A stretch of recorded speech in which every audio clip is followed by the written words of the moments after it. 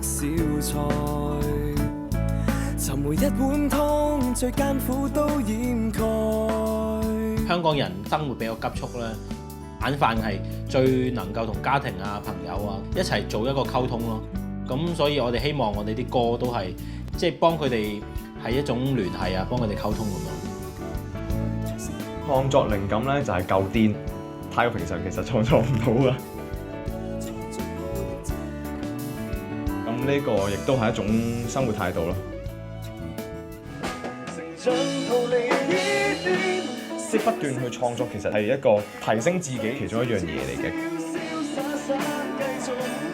生活並唔係咁悶咯，你會揾到好多樂趣。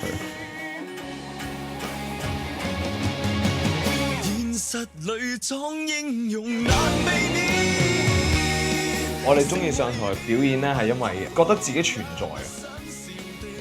我確實係俾緊一啲音樂去俾人哋聽緊自己嘅聲音。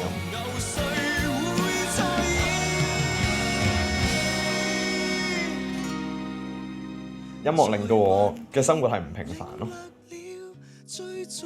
堅持到尾係癲係有道理嘅。